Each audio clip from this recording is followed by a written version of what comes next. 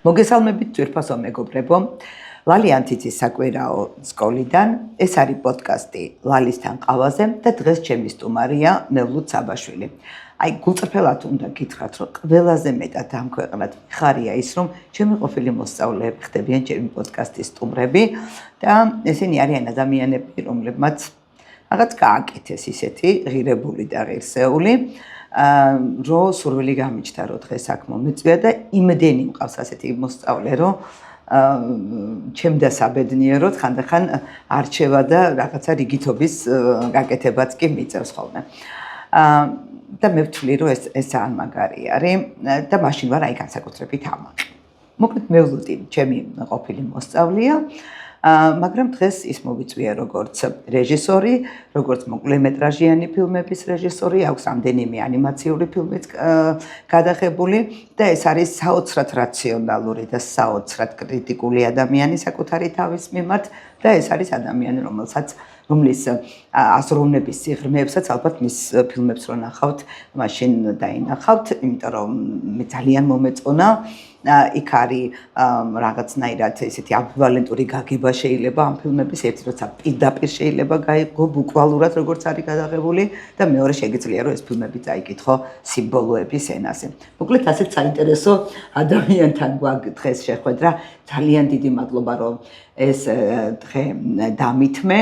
იმიტომ რომ ჩვენ ნახავთ რომ წინა დღეებში უკვე გვედო მევლუდის ფილმები, ეს არის მევლუდ საბაშვილის მევლუდ საბაშვილისათვის მიწყვლელი კვირეული და ამ კვირეულის ერთ-ერთი დღე არის ახლა ეს პოდკასტი და მინდა რომ რაც შეიძლება ბევრმა ადამიანმა იცოდეს ამ ადამიანის შესახებ და მევლუდს ვეტყვი იმას, რომ იცი რა არის, აი რომ გითხრა რომ რაღაცა შენი თავი გებუნ, მე მგონია რომ ნაპოვნი გაქვს თავი, თუმცა ხელოვანისთვის ახლა ძიება ყოველთვის ისეთი თემა არის, რომ ჩემი ერთ-ერთი საყვარელი რეჟისორია ტრიერი, რომლის არც ერთი ფილმი ერთმანეთს არ გავს, ან რაღაცა ხელწერა რო არა აქვს, მე მგონი ეს არის მისი ხელწერა და ყველა არის რაღაცა განსაკუთრებული ფილმი და მე მინდა რომ შენ დღეს ისაუბრო შენს პირად გამოცდილებაზე,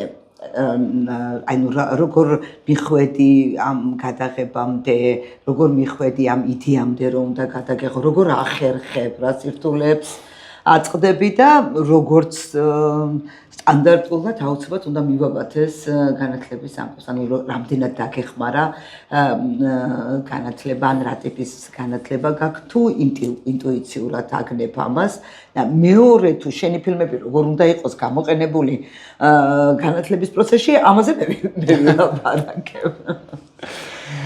პატარა რაღაცა ის ექსკურსი რომ გაგვიკეთე, რომ რა გააკეთე. დიდი მადლობა მოწვევისათვის. მოგესალმებით თქვენს მაყურებელს ასევე და ჩემთვის დიდი პატივია ყოფნა პირველ რიგში, იმიტომ რომ ალბათ მე ვთვლი რომ ყოფილი მოსწავლეები მაინც არ არსებობენ, ხო, ყველა ჩემასწავლებას ამას ვეუბნები და ეს მართალი არის და ეს სკოლიდანაც თუნდაც ის სხვა პრაქტიკებზე რასაც დავდიოდი და თქვა რასაც სწავლობდი, ჩემთვის ალბათ ყველაზე დიდი სინამდვილე არის ალბათ რომ მეტი უნდა მესწავლა მაინც. ცუდად არ ვსწავლობდი არასდროს, მაგრამ აი ყველა ახალგაზრდას ვეუბნები, აი როდესაც აი ბავშვებზე მეუბნები რაღაცა უთხარიო, ხო, მეტი უნდა დამეთმო და აი მეტი, იმიტომ რომ ეს ინფორმაციისად ვიცოდო, მეტ-მეტ ეს იმას აქში როდესაც ხარ და იმდან ადვილად ითვისებ ამ ყველაფერს, ხო, აი მეტი დრო უნდა დამეთმო და ახლა ვეწევი, ვცდილობ რომ დავეწიო. ფილმებზე თქვით და აი განათლებასაც შეეხება და მე როგორც აი ფილმების მხრიდან ყოველთვის ვამბობდი რომ აი ეს YouTube-ის სკოლა მაქვს დამთავრებული, რომ ეს ყველა ეს ტუტორიალების ნახვა და როგორ გააკეთო, რაღაცა როდესაც გასაკეთებელი არის, ნახულობ ამ ტუტორიალს, ინფორმაციას ძიო, იგივე წიგნები, ესეც დიდი აი საგანმანათლებლო პროცესი არის, როგორც საკუთარ თავს უნდა ასწავლო. თავისთავად სწავლის ყველაზე კარგი საშუალება არის უბრალოდ გაკეთება. თვით სწავლა. ხო, გაკეთება. და აი ეს მივდივართ იქამდე რომ აი როგორ დაიწყო ეს ყველაფერი. 5 წლის წინ საუბარი ქონდა ჩაწერამდე, ბავშვებზე როდესაც გამოგზავნოს, როდესაც ვლაპარაკობდით, აი როდესაც მივხვდი რომ აი ცხოვრებაში არის მომენტი, როდესაც შემიძლია უკვე აი სხვა რაღაცაზე არ ვიფიქრო, იქ რაღაც სამსახური არის სტაბილური, იქ ოჯახი სტაბილურად არის, ანუ შემიძლია უკვე რასაც გული რისკენას მიმიწვის, იმას მივხედო, ხო? და გადავწყვიტე რომ კარგით გავაკეთოთ ფილმი, გადავიღოთ, რადიო თავისუფლების კონკურსი დაემთხვა, რაღაც კორუფციაზე იყო თემა. ეს არ იყო პრინციპული იმ შემთხვევაში, მაგრამ ხო, კარგი, მაშინ რაღაც მიზანი თან გქონდეს და ეს 5 წუთიანი ფილმების კონკურსი იყო და 5 წუთი ვიყიდე კამერა, სულ უბრალო და გადავიღეთ ფილმი, შევკრიბე ხალხი, რომელიც ასე ენთუზიაზმით იყვნენ სავსე, მაგრამ თავისთავად ასე პროფესიონალური მიდგომაც ჰქონდა, ახლა ბიუჯეტი, გადახტები, ანაზღაურობა, ყველაფერი, ჩემ გარდა ყველა იყო ანაზღაურები. ხო, დღემდე მასეა. ანუ ყველა იღებდა ანაზღაურება. კი. მეც მასეა. აძუხად მასე, კი. და ხო, აი ესე გადავიღეთ ფილმი, ეს ძალიან კარგი გამოცდილება იყო, რომ შემდგომში კი მომუშავია სამუშაო გადამღებ ჯგუფებთან, სადაც ოპერატორი ცალკეა ხმის, ჩამწერი ცალკეა, მაგრამ აი ეს დასაწყის ეტაპზე ძალიან დამეხმარა, როდესაც ყველაფერს შენით აკეთებ, ამ ყველაფერს თან სწავლობ და მე მომავალში გადგება, როდესაც სხვებთან ერთად მუშაობ, ისინი რო ხვდებიან, რომ შენ ამაში ერკვევი, უფრო მეტი ნდობა არის. აი, როდესაც ლინზებზე ვლაპარაკობ ოპერატორთან, ის უფრო ხდება, რომ რაღაც მესმის და როდესაც კითხვას მისმობს და დამაჯერებლად პასუხობს, იცის, რომ ეს საქმე გასაკეთებელია და ეს ეჭქვეშ არ აყენებს და ეს გადამღები ჯგუფის მორალისთვის ძალიან დამხმარე არის და ხო, მასა დამეხმარა და მაგის შემდეგ უკვე პირველი ფილმი რო გადავიღეთ, აეწყო უკვე ასე ვთქვათ, შემდეგი იყო იდეა რომ გადაგვეღო ახალი ფილმი. უკვე 5 წუთიდან გადავიღეთ 20 წუთიანი, იყო თავისთავად ანიმაციები, როგორც ვილაპარაკეთ, ანიმაციები ყოველთვის მაინტერესებდა ანიმაცია და საინტერესო იყო ჩემთვის ეს პროცესი, საერთოდ, როგორც იმიტომ რომ ერთი არის როგორც რეჟისორი იმ მსახიობს კამერას მიუშვერ და უღებ და მეორე არის აი როგორ წარმოიდგინე ამას დახატულს ყველაფერს და როგორ იქნება მოძრაობაში, დინამიკაში. და ახლა მხატვარი მიქირავეთ რა დავიქირავეთ მხატვარი გერმანიიდან ეს იყო პერიოდი, როდესაც მუშაობდით სახლიდან კოვიდამდე. მე ვიყავი საქართველოში, მხატვარი იყო გერმანიაში, ანიმატორი უკრაინაში და აი ასე მუშაობდით, მართავდით პროცესს. და ხო, საინტერესო გამოცდილება იყო ძალიან და ანიმაციაში საინტერესო ის არის, რომ ძალიან ხშირი არის რაღაცა არ გამოვიდეს და ძალიან იშვიათია, რომ გქონდეს გამოსწორების საშუალება, იმიტომ რომ ანიმაცია როდესაც დახატულია, რაღაცა უკვე დასრულებულია.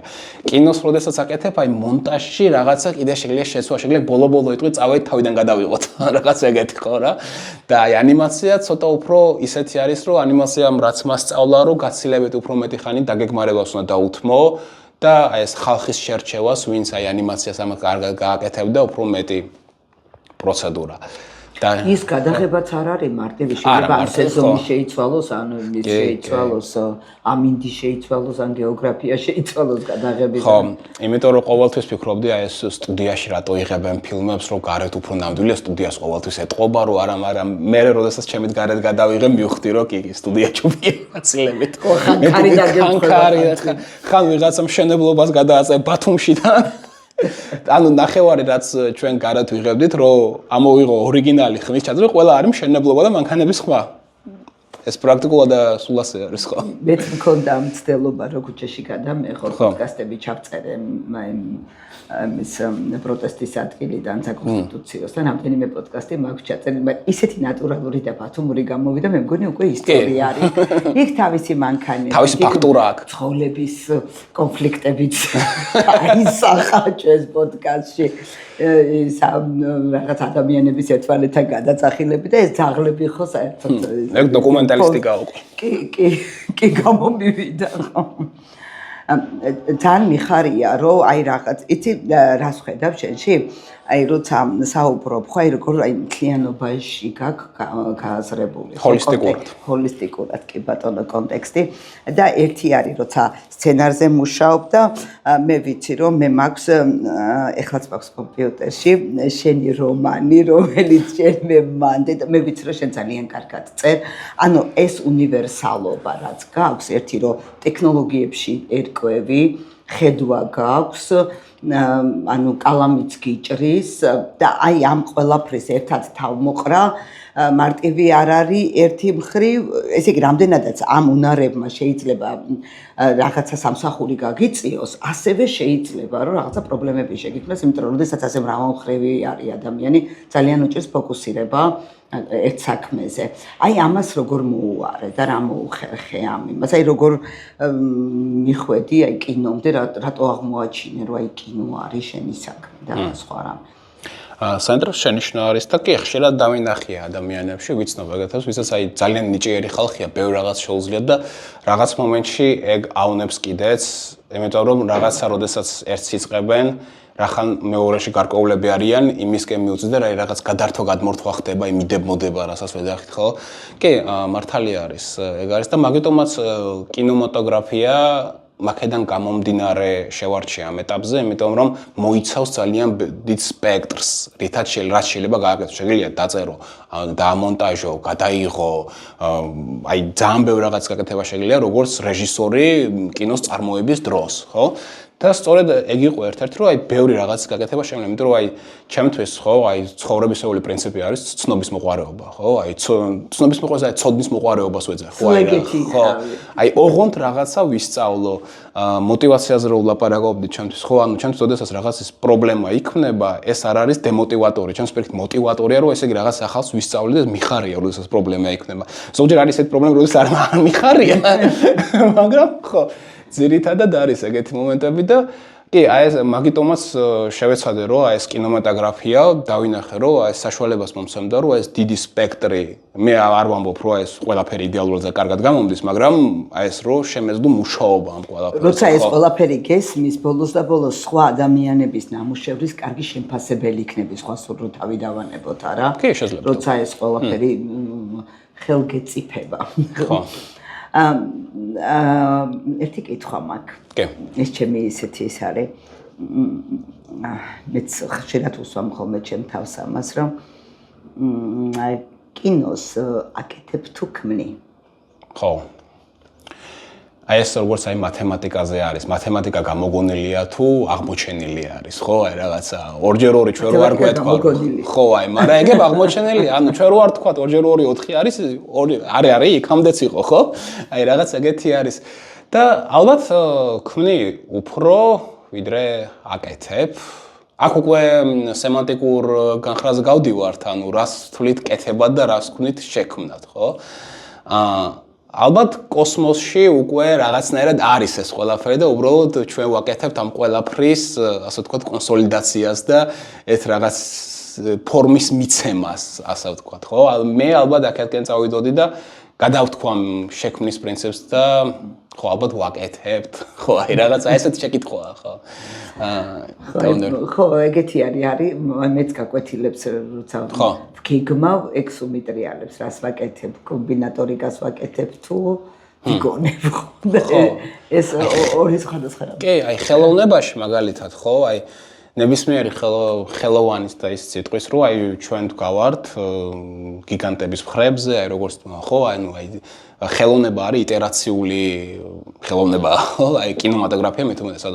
მე რაღაც დანახულს ვიღებ. ყველაზე ახალი არის ხელოვნების დარგებში. ხო, ეგეც ხო და მე როდესაც რაღაცას ვიღებ, ეს არის შოს რომ მე მამას გამოვიგონ, მე ვიღაცას დავინახე, ჩემი რაღაცა შევმატე და გავაკეთე. მე ვიღაც სხვა დაინახავს იმედია ჩემსას და შემატებს რაღაც და ასე იტერაციულად ვითარდება, ხო? და ესეც ელემენტებია, ალბათ სულ რამდენი სცენარია ლიტერატურაში 10, ხო? ანუ რაღაც ახალის გამოგონება, თავარი არის აი შენი რაღაცა ალბათ დატოვო იმაში, რაღაც აი, როდესაც რაღაც ხელოვნებას თუნდაც გაკვეთილის ხელოვნებაა, ხო? ანუ ეგეც აი თავისუფლად, ხო? ანუ რას ვაკეთებ? ძალიან ბევრი რაღაც ხელოვნება, რასაც ალბათ დღეს შენ გაკვეთილი ძალიან მაღალ დონეზე ჩაატარე, უნდა გითხრა. იმედია, მე მასეთ რაღაც ყოველთვის მივესალმები, იმიტომ რომ მე როდესაც ბავშვი ვიყავი და ამას აკისა, ჩემთვისაც ძალიან დიდი სურვილი იქნებოდა, რომ სწორედ აი არ ვიცი რამდენად საგანმანათლებლო სისტემაში შესაძლებელია აი ამ რაღაცების დანერგვა, მაგრამ აი საჭიროა. აი საჭიროა, მე ვთვლი რომ აი ნებისმიერ ვარიანტი საჭიროა, იმიტომ რომ შესაძაც ჩვენ 18 წლის ადამიანი ამთავრებს და უნივერსიტეტში ჩაბარებას აპირებს, ჩვენ ბავშვს ვანდობთ, რომ აი შენი მომავალია ერჩიო. ხო, აი რაღაც არ ესადაგება ჩემთვის, რომ აი 18 წლისაც ჩემ საკუთარ თავს რო ვიხსენებ, ნუ აი არ ვიყავი, არ ვიცოდი მე მომავალში რა მინდოდა ეს და დარწმუნებული ვარ ძალიან ბევრი არის ზუსტად აი გამოცდილობის გამო, იმიტომ რომ როდესაც ადამიანმა გამოცხადა, თქვა და იგივე სკოლაშივე ვთქვა, რომ კონდეს გამოცდილება კინო, ნუ წარმოებას არ ვიტყვი, მაგრამ აი რაღაც შეხება და თეორიულად მაინც კონდეს გაცნობილი, ხო?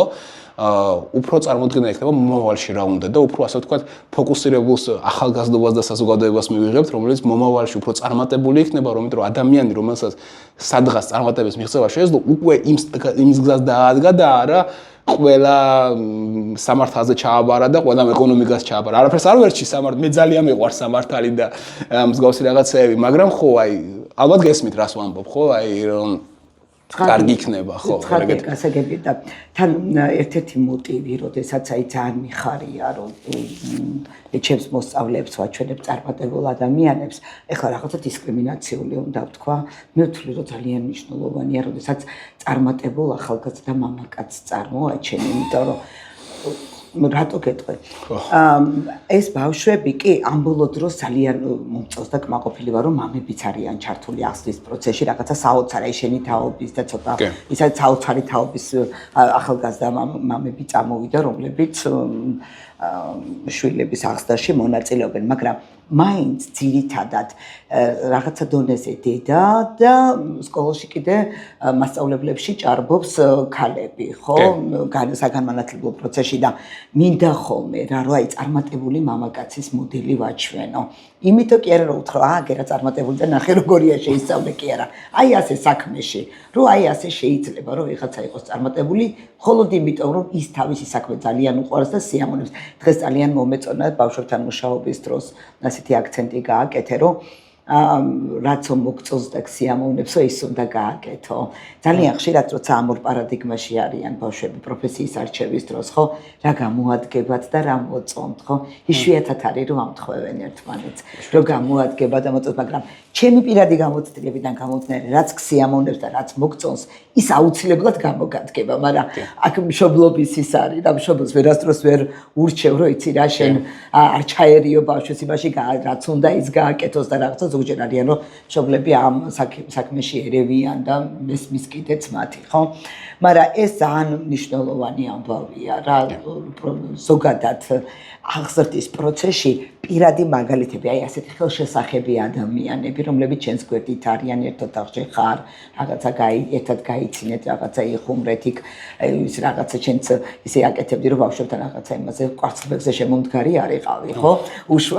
უშუალო იყავი და ძალიან ადამიანური მათთვის და მე არ დამავწდება იმათი გაბრწყინებული თვალები და როგორი საქმიანები იყვნენ და რაღაც უკვე ძალიან დიდი მადლობა შენ აი ამ ერთი კვირისთვის რა კვირეულიც ახლა მოგვიწყვე და რატო ვაქცენტირებ ყოველთვის ხელოვნებაზე მე მგონია რომ ადამიანის განსხვავება სხვადან ბევრი რამით განსხვავდებით ახლა ცხოველისგან ახლა ეგ არ არის ახლა ახალი ისა იუმორის გაგვასხვავებს ენაც და ერთ-ერთი აი ყველაზე მთავარი რაც არის რაც სხვა დანარჩენი ცოცხალი ორგანიზმებისგან გამოგვარჩევს ეს არის კრეატიულობა, შემოქმედებითობა, რასაც მე ვეძახი ღმერთის სხივს ადამიანში. ისე ჩანს, აი ისე გამოკრთება ხოლმე და ისე მიყვარს ამის დანახვა და დაჭერა. ჩემს მოსწავლეებში აი ნებისმიერ ამაში შეიძლება გამოვლინდეს, რა ვიცი, ლურსმნის ჩაჭედებაშიც კი. ან თქვათ რაღაცა ნებისმიერ აი ნივთზე ხელის მოკიდებას და იმის გადადებაში, ანუ ყველაფერში ჩანს ნიჭიერი ადამიანი. ხო, როდესაც ეს რაღაც შემოქმედებითი უნარებით არის დაჯილდოებული და ერთი არის რომ შემოქმედები, ნუ არის ახლა გალაქტიონი, რა ვიცი, უნდა დაიბადო ალბათ, ხო, ახლა მოცარტად, რაც უნდა იმუშაო, ვერ ჩამოყარა 5 წლის ასაკში, სონატას ვერ დაწერ. ანუ იბადებიან კი ასეთი ადამიანები, მაგრამ მე ვთვლი რომ ძალიან დიდი მნიშვნელობა აქვს არა მხოლოდ თანშობილ უნარებს, არამედ განვითარებას, შემოქმედებითი და კრეატიული უნარების. და ამიტომ არის ძალიან მნიშვნელოვანი შემოქმედებითობა. მით უმეტეს, ნახე როგორ ეს შემოქმედების ის ფორმები, მაგალითად ხელოვნების, თქვათ მუსიკა, ხატვა, რაღაცა მაინც ახლოს არის ბავშვებთან, ხო? მეტნაკლებად, რა ვიცი, ბაღის ასაკიდან იმაში. აი კინო, ანუ კინო შემოქმედება, ანუ თვითონ როგორც შემოქმედი, თქვათ რაღაცის, ეს იშვიათად არის ხოლმე, ხო? და აი რა შეიძლება რომ გავაკეთოთ ისეთი შენი აი ამ გადმოსახედიდან, იმიტომ რომ ვიცი რომ ძალიან ესეთი ტვინი გაგრო, უცებ მოიფიქრებ ახლა რაღაცას, რომელსაც მე გაკვეთილად გადავარწევ. ხო. აი რა შეიძლება რომ მაგალითად აი ბავშვთან რაზე უნდა გააკეთო აქცენტები, რომ აი შემოქმედებითი უნარები განვითარდეს მაშინ. ხო, პირველი საერთოდ შემოქმედებითი უნარები ყველაზე კარგად მე მგონი რას ვითარდება არის იმიტაცია. აი, როდესაც ბავშვი რაღაცას მოსწონს, აი, ყველა ბავშვს მოსწონს რაღაც ან მულტფილმი ან რაღაც ფილმი და ეტყვი, მოდი აბა შენ სცადე ასეთი რაღაცის გაკეთება. ხო, იმიტომ რომ აი ეს პირველად როდესაც იწყებ მუშაობას თუნდაც ფილმებზე, თუნდაც რაღაც სცენარის წერაზეც, ხო, ანუ იწყებ იმიტირებით. რომ აი სწავლობ აი საზღურებს, ხო? და მე ყოველთვის, როდესაც აი ესე მშობლები მაგალითად მეკითხებიან, რომ აი როგორ გაუღვივოთ ინტერესი რაღაც, აი რაც მოსწონს, ის უნდა იმას უნდა მიასადაგო, ხო? აი ბავშვებს თუ მოსწონთ რაღაცა მულტფილმი, ან რაღაცა ანიმაციური ფილმი, ან რაღაც სკეჩი მოსწონთ, ან მაგალითად რაღაცა ლიტერატურული ნაწარმოებია, ხო? მოდით აბა დავდგათ ეს როგორც თეატრი. ხო, აი რაღაც ეგეთი, ხო? აი ეგ არის საერთოდ ჩემთვის ყველაზე აი როდესაც აი ეს როლური თამაშები რასაც ქვია, ხო? აი იმიტომ რომ მაგალითად მე რო ბავშვი ვიყავი, მეგობრებთან ერთად სასამართლო პროცესებს ვდგამდით და რაღაც აი მაგდაგვარი, ხო? და აი რამდენ საინტერესო იყო. ხო, აი ხელოვნება და იურისპრუდენცია. იურისპრუდენცია. შეგიძლია სოკრატეს სასამართლო პროცესი. მე დავდგე ჩემ სტუდენტებთან და ძალიან მის. და მაგაში პლუსი რა არის, იცით? თქვენ შეგიძლიათ მოარგოთ სხვადასხვა პარამეტრი. ერთმა ჯგუფმა შეიძლება ამის სცენარი დაწეროს, მეორე ჯგუფმა ითამაშოს, მესამე ჯგუფმა გადაიღოს. ვის რა ინტერესებს? ერთი გაკვეთილი უკვე დაგეკითხა. ხედავთ? ანუ ეს იშლება პრაქტიკულად ეს სხვადასხვა მომრავლება და ეს ყველას ინტერესი ის და მის აქვს, შეუძლია აი გამოიჩვენო, ხო? ერთმა ვიღაცამ შეიძლება სპექტაკლი დადგას, მეორემ რეჟისორობა გადაღებას გაუწიოს და ეს ყველა რო ჩართული იქნება პროცესში და ყველას მithmetas თავისუფლად, ეს შექმნის, ასე ვთქვათ, მეტა ჯგუფური მუშაობის პრინციპს, რომ ყველა მუშაობს ერთი რაღაცისთვის. ხო, ნუ პრინციპში კინოწარმოებაც ეს არის. ხო, აი ეს ჯგუფური პრინციპი, ახლა კი მე არსებობს ახლა დღეს ისეთი ფორმები ხელოვნების ახლა სულ ბავშვებს მეკითხებოდნენ ხოლმე აი ქონდა რა მოკლედ მაგაზე საუბარი რომ აი ახლა მაგალითად ისა თქვათ სიქსტის კაპელა ვინ დახატა და დავითი ვინ გამოაჩნდა ყველა მიცის მაგრამ ეს რო გვიჭირავს აიფონები რომელიც არანაკლები მისი კრეატიულობის პროდუქტია ხო ის არ ვიცით ავტორები და მქონდა ესე შეთხო რა თავისი აუდიტორიაში კითხვა ხო არ იცით მეთქი ვინ გააკეთა თქო ეს ისა და ნუ იქ პერსონალური რაღაცები ვიცოდი რაღაც ვან გოგმა რო ვარსკვლავებიანი ცადა ხატა თუ ვარსკვლავებიანი ხამე დახატა ეს ვიცით ძესუმზიდები რო დახატა ვიცით მაგრამ აი ეს ძალიან ისეთი კაი რამე ხელში რო გვიჭირავს რომელიც ვან გოგს და რა ვიცი პლატონს და არისტოტელეს რო ეს ქონოდა ალბათ ძალიან ბევრ რამეს გააკეთებდნენ ხო აი ესენი არ ვიცით და მიზეზი რა არის თქვა ამისი ისე ნაპიჩ და მივიდნენ იქამდე რომ ერთი ადამიანის გაკეთებული არ არის და ძალიან მნიშვნელოვანი არის გუნდურობა და გუნდური მუშაობის უნარების განვითარება და აი ეს ჯგუფის როგორც ჭანჭიკების შეკორა და აი ეს არ არის პატარა უნარი თანამედროვე ადამიანი ლიდერი თუ არ არის ან ნახე როგორ კიდე მეორე პრობლემა რა არის გუნდში ვერ იმუშავებს ადამიანი ვინც არ არის ლიდერი აი ეს კიდე მეორე ამბავია. ყველას გონია რომ ლიდერი ერთი უნდა იყოს და სხვებიც უნდა მიყოდოთ. ეს ლიდერი არ არის, ეს ბელადია. ლიდერი არის ადამიანი, რომელიც იაზრებს თავის როლს, მნიშვნელობას და გუნდში მის ადგილს და ეს ყველამ უნდა გაიაზროს და თუ მთლიანობაში არ შეუძლია ამ სურათის ხედვა, იმ თავის როლსაც ვერ დაინახავს, ხო? და სხვათა შორის ამის წინ წავაწყდი კვლევებს, რომ ქართველ ბავშვებში ძალიან სუსტად არის გამოვლენილი აი ეს გუნდური მუშაობის უნარები. ანუ ეს პრობლემა არის ჩვენ ბავშვებში. და მეც ვამჩნევ ჩემს მოსწავლეებში. ხო, არა, ერთი არის რა კვლევა რას გიჩვენოს და მეორეა კანით რასაც გრძნობ, ხო? და გრძნობ ამას, რომ აი ინდივიდუალური მუშაობა უფრო გამოსდით, ვიდრე გუნდური მუშაობა და მე რაღაცა გუნდის არქიტექტონიკის რამდენიმე მოდელი ვწადე, რომ აი რა რომელი მოდელი გაამართლებდა. მოკლედ ამ ამბავშიც რთული ის არის კინო, ხო? ფაქტობრივად ეს არ არის რეჟისორი კი ქვია, მაგრამ არ არის მარტო რეჟისორის დამსახურება, ხო? ხო, არა, მე როგორც ვიცახე, ყველაფერი კარგი ფილმში გუნდის დამსახურებაა და ყველაფერი ცუდი ჩემი დამსახურება. ეგ არის პასუხისგებლობა. და რასაც ამბობდით ჯგუფურ მუშაობაზე, მაგაზე მესფიქრია და მაგის ექსტრაპოლაცია შეგვიძლია გავაკეთოთ არა მარტო აი მაგალითად ბავშვებზე და ასე, მთლიან საზოგადოებაზე შეგვიძლია. ჩვენ თუ ბავშვებს აი ამ ადრეული ასაკიდან თუნდაც სასკოლო სკოლის პროგრამის ფარგლებში ვასწავლეთ გუნდში მუშაობას, ისინი შემდეგ საზოგადოების გუნდის კარგი წევრები გახდებიან, ხო? ანუ, როდესაც ეს საზოგადოებრივ პასუხისმგებლობაზე მივა, როდესაც ეს სოციუმზე მივა, აი იქაც გვჭირდება ჩვენ კარგი გუნდის მოთამაშეები, ხო? ეს არა სკოლაში არ მთავრდება და სამსახურში, ან ჩვენ გვინდა რომ აი ქუჩაში, ასე ვთქვათ, კარგი ხალხი იყოს და როდესაც აი მე გავდივარ და ვენდობი ადამიანს, რომ თუნდაც ყოველდღე ვჯდები მანქანაში და გზაზე გავდივარ, ხო? ესე იგი მე ვანდობ ვიღაცას ჩემს სიცოცხლეს, რომ არ დამეჯახება და რაღაც და ისიც მინდა რომ მე კარგი გუნდის მოთამაშე იყოს, არა მარტო ამ საქმეებში, არამედ ზოგადად სოციალურად და მე მგონი აი სკოლებში განსაკუთრებით ძალიან კარგი არის, რომ უნდა ყალიბდებოდეს აი ესეთი აი ეს მუშაობის პრინციპები და ეს რაღაც და ანუ არის, ხო? აი თქვა იქ სპორტული რაღაცე, მაგრამ მაქსიმალურად ყველა უნდა იყოს ჩართული ამაში, ეს მარტო სწავლა, ასე ვთქვათ, ხო? აი რაღაც ამ პროცესში მონაწილე, ხო? ეს არის სწავლა. ხო, აი მარტო სწავლა, ხო.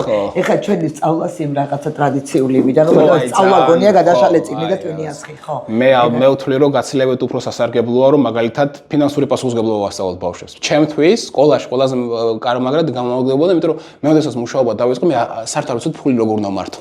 აი არ ვიცოდი პრაქტიკულად. მე კი ეს შეიძლება ახლაც არ ხო, აი ეგ არის რაღაც დონეზე გადასახადების გადახდა. აი ყველაზე გამოსადეგარი უნარები რაც არის ადამიანისთვის. თუ ვერ ვაგროვებ. თუ მაგ ხარჯავ რაციონალურად, მაგრამ აი დაგროვება არ შეიძლება. ეს არის ძალიან მნიშვნელოვანი. ძალიან მნიშვნელოვანი საკითხებია. იმიტომ რომ მე მესმის რომ ჩვენ გვჭირდება ტექნიკური განათლება საზოგადოებაში. ნუ რო ვთქვათ ყავდეს ქიმიკოსები, ფიზიკოსები, მათემატიკოსები და რაღაც საჭიროა. მე მაგას არ ვამბობ, მაგრამ სპექტრი ხო არის მაგაში ყველაფერი, ხო? მე მგონია მაინც რომ ცოტა გაყოფა ადრეულ ეტაპზე უნდა იმ ამერიკულ სისტემას ეს აქვს პლუსი, რომ როდესაც იქ მაღალკლასებში გადადის, უფრო განხრები არის, ვიღაცა უფრო თქვა თეატრისკენ იწევა, ვიღაცა ის ქიმია, ბიოლოგიისკენ იწევა, აი ჰუმანიტარული საგნებისკენ და აი ეს სისტემა ალბათ უფრო კარგი იქნებოდა, მაგრამ ნუ არ ვიცი, მე ახლა არ ვარ ჩახედული ამ საკითხში, აი საგამოვლო სისტემაში როგორ შეიძლება ამ ყველაფრის და რეალური თუ არის საქართველოს ფარგლებში ან საქართველოს პირობებში ამის გაკეთება, მაგრამ ნუ ალბათ უკეთესი იქნებოდა ეს ყველაფერი რომ ასე ყოფილიყო. წარმოუდგენელია, მაგაზე ნაფიქრიც არა. განხორციელებული კი არა, ნაფიქრიც არ არის. და რატო არის საჭირო ფიქრი? წარმოიდგინეთ, ეხლა რომ ჩვენ გადავდივართ ეპოქაში, აი ხა ვინ იფიქრებდა 2 წლის უკან რომ AI ასე შეცვლიდა ჩვენს ცხოვრებას, ხო? 25 წლის უკან რომ Google-ის სისტემა შეცვლიდა ჩვენ ცხოვრებას. ამებზე ხო არ ვფიქრობდით, არა და უცებ ესეც შემოიჭრება ეს ტექნოლოგიური სიახლეები, რომელიც აი საერთოდ თავდაყირა აყენებს ყოველდღიურობას და სინამდვილეში განათლების სისტემასაც. კი. ყველაფერს აყირავს. განათლების სისტემა ძალიან გრძნობიარე უნდა იყოს ამ ასეთი ცვლილებების მიმართ და სამწუხაროდ ჩვენ ამას ვერ აუდივართ და ამ გამოწვევებს იდეაში ვერც პასუხობთ. რამე ხო არ არის ისეთი რომ აი გინდოდა გეთქვა რაღაცა ჩანაფიქში რო ქონდა და მე არ კითხე ასეთი არის? არა, მე უბრალოდ ის ხელოვნური ინტელექტზე გავაკეთებ კომენტარს, ასეთი დიალოგი მოიცაკაც რატო წამოვიწყე ამაზე აზრი გამექცა. რატო წამოვიწყე ამაზე ლაპარაკი? ყველაფერს გააკეთებს მანქანა ცოტა ხანში და ერთადერთი რაშიც ადამიანს ვერავინ და ვერაფერი ვერ ჩაანაცვლებს ესაა სწორედ შემოქმედებითობა და აი ეს მინდოდა მეთქვა და აყოლე გარწე. უკვე ალბათ ბევრი შიშებია რომ ხელოვნებას ჩაანაცვლებს არის მაგალითად მსახიობები ხელოვნური ინტელექტის შექმნილი არის რომ მაგალითად გახმოვანება ხდება ხელოვნური ინტელექტით უკვე არის ეგეთი ელემენტებიც მაგრამ მე ყოველთვის ვჯერა რომ აი ჩვენ დღემდე გვაქვს ბალეტი ხო ჩვენ რაც არ უნდა ხელოვნება იყოს ჰამლეტ გონაშუს ვინ ჩაახო ხო აი ეგეთია ფილმების რომლებიც ხალხის გაკეთებულია ეგეც დარჩება როგორც ბალეტი გვაქვს დღეს ისევე იქნება ეგეთი ფილმებიც ეგეთი ჰენდრიქსი ვინ უნდა ჩაახო ვერცეთი AI ვერ ისავს გამორიცხო და ხელოვნურ ინტელექტს რაც შეეხება ესეთი გამოცდილება მქონდა მე ნაკლებად ვცდილობ რომ ხელოვნურ ინტელექტს გამოვიყენო ჩემ პირადი მიზეზები მაქვს და რაც შეეხება ეს გამოცდილება მქონდა რომ რაღაცას ვარჩევდით მეგობრებთან ერთად და ორ მეგობართან სულელია ძალიან ბევრ რამეში ლოგიკა არ იცის ორ მეგობართან ერთად მქონდა კომუნიკაცია და ნაწილს ვარჩევდით კომპიუტერის რაღაცას და როდესაც რაღაცაზე აზრს წერდით აშკარა იყო რომ ის ორი AI-ის პასუხს წერდა ანუ იმას აკეთებ და ანუ მე ვფიქრობ რომ ახლა ორ მანქანას აქვს ერთმანეთთან დიალოგი და არა ამ ორ ადამიანს. და ანუ პრაქტიკულად ვიღებთ აი ესეთ შედარება მომევიდა რომ ყველას ქონდა სკოლაში აი ესეთ მათემატიკის წიგნები, სადაც უკან პასუხები ეწერა. ხო და შეგიძლია შენ დავალება რო გაქვს დაწერო პასუხი ვთქვათ, ან შეგიძლია შენ გამოთვალო და პასუხი დაწერო. იდეაში შედეგი რაც მიიღე არის იგივე, ხო, მაგრამ შენ რო გამოთვლი შენ რაღაცას ისწავლი და პასუხს რო წერ პირდაპირ ამით არ სწავლობ. და რაღაცა ესეთი შიში და ფოთვა ახამის არ მაქვს, მაგრამ მე მგონი რომ არის ამის საფრთხე რომ ადამიანები რომლებსაც აი ეს ხელმიწევით ექნებათ პასუხი ეგრევე იმ პასუხის ძიებაში რასაც ისწავლიდნენ იმას აღარ ისწავლიან. Გადაშოლის ეგ თქვენ იცით რა ის იყო აი ხო ვამბობთო რომ ვითო ახლა იმას ლეონარდოს და იმას მაგალითად ვან გოგს ვერანაირი AI ვერ გაუწევს ხო აი მას კონკურენციას მაგრამ ნახეთ ახლა რას ამბობენ იმისთვის რომ ხატვარი ჩამოყალიბდეს მან ბევრი უნდა იმუშაოს და მუშაობის პროცესში ეს მისი ნამუშევრების გაყიდვის ხარჯზე ვითარდება და ყალიბდება პროფესიონალად და აი ეს განვითარების ფაზა მოუვარდება მხატვრობს იმიტომ რომ ამაში უკვე ჩაანაცვლებს ხელოვნური ინტელექტი და ეს რაღაცა ცოტა ის მგონია ჭეშმარიტებასთან მიახლოებული ამბავი ხო ანუ საკუთარ თავზე მუშაობის დრო აღარ იქნება იმიტომ რომ მისი ფინანსური შემოსავალი ვეღარ იქნება მისი პროფესია კი აი მე აი არის რომ აი ძველი პარადიგმა რომელზეც აი მიჩვეული ვარ ჩვენი დიდი პროცესი განვითარების რაც იყო ხო აი ეს მაგალითად ეს შეცდომების დაშვებაც იგივე ეს პასუხების ძიება ასე ვთქვათ ხო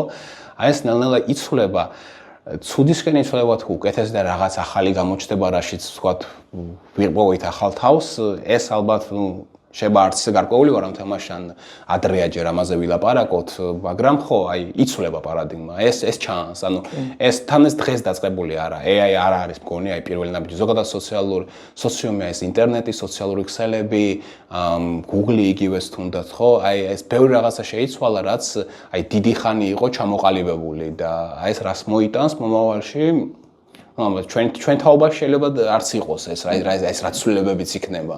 ადამიანს ეშინია ცვლილებების. ეშინია ცვლილებების, ხო?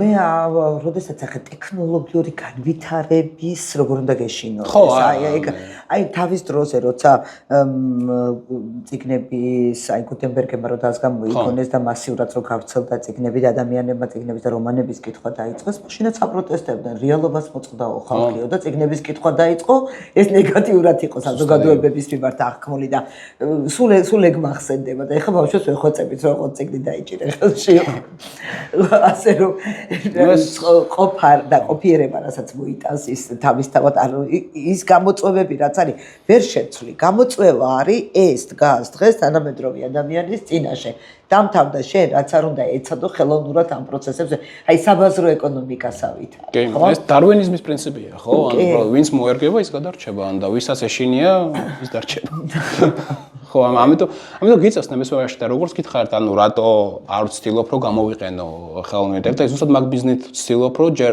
სანამ არ ვარ იმაში რომ რაღაც ასე ვთქვათ მაკლდება და რაღაც არ ვგზნობ თავს რომ დიდად წაგებაში ვრჩები არ გამოყენებით მე ვცდილობ რომ მაქსიმალურად ჩემით ვეძიო ის პასუხი რასაც ხელოვნური ინტელექტი მომცემს მირჩევნია ეს გავაკეთო და შემდგომში რა იქნება ეს უკვე ხო მაგრამ იცი რა ხშირად მაგალითად მე ვიყენებ გაკვეთილის დაკეტვის დროს და ზოგჯერ არის რომ აი ბრეინშტორმინგით ვაკეთებთ ხოლმე რა გაკვეთილს აი ბრეინშტორმინგის იმას მაგევრობას მიწევს ხო აი სხვადასხვა ვერსიების იმას მე თვითონ ვაგენერირებ ჩემს იდეებს თქვათ როგორც მინდა მაგრამ ის ძალიან საინტერესოა ხო რაღაცა ხო არა საინტერესო არის მე მაგას საერთოდ არ ვუარყოფ ძალიან საინტერესოა როგორ მუშაობს ეს ტექნოლოგია ეს დიდი ენის მოდელები ეს ფართო ენის მოდელები რაც არის როგორ მუშაობს ძალიან საინტერესო ხო ყველას არა აქვს Google-თან ხო Google-ის ის არის არა, Google-ის საზიებო სისტემებთან, რომლებსაც ცდომა ეს უკვე მე მგონი მეორეხარისხოვანია, ანუ მთავარი არის, რომ აი ეს რასაც ეძიებს ინფორმაციას, ხო? ანუ ზოგჯერ არის თავისთავად შეცდომით ეძიებს, ზოგჯერ არის სწორად ეძიებს, მაგრამ თვითონ ტექნოლოგია თავისთავად საინტერესოა და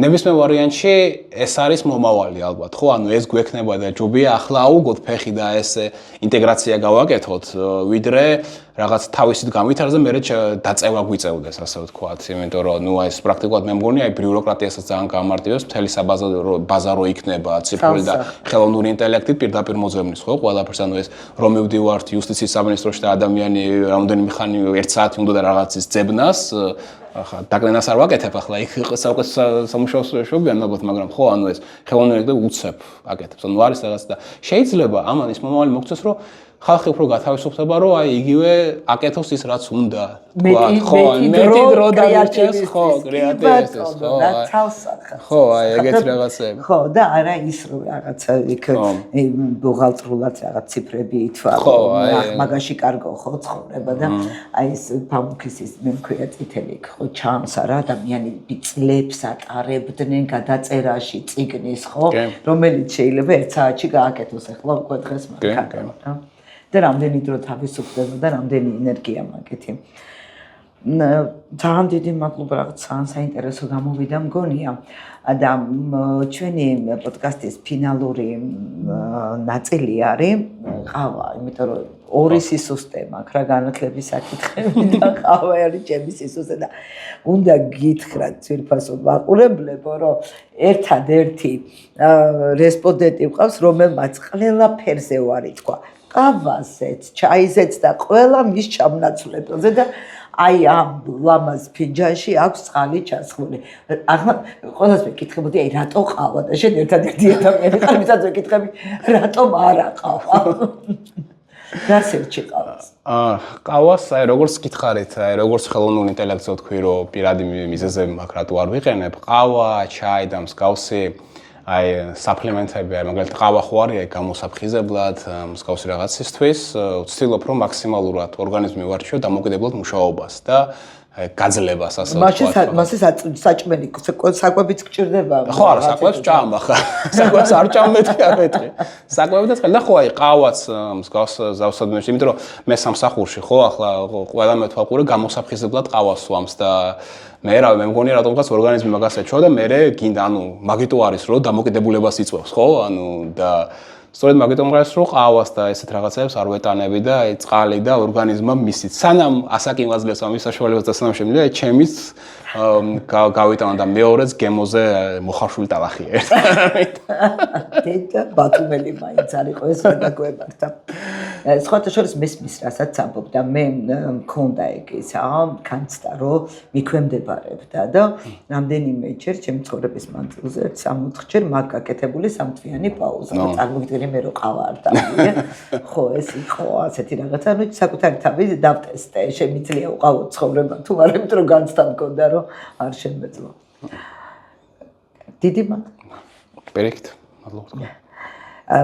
დავამშვიდობოთ მოდი მაყურებელს ეს იყო პოდკასტი ლალისთან ყავაზე ჩვენ ვიყავით ლალიანთიძის საკვირაო სკოლაში ჩემი სტუმარი იყო რეჟისორი მელოდ საბაშვილი და განსაკუთრებით სიამაყით ვიტყვი რომ მელოდი იყო ჩემი მოსწავლე და მინდა რომ რაღაცა ეს პერიოდი სულ ჩემი მოსწავლეები წარმოვადგინო თქვენ წინაშე იმიტომ რომ ძალიან კაი ხალხია ჯერ იმიტომ რომ ჩემი მოსწავლეები არიან და მე ისედაც ობიექტურადაც კარგი ხალხია დაგემშვიდობებით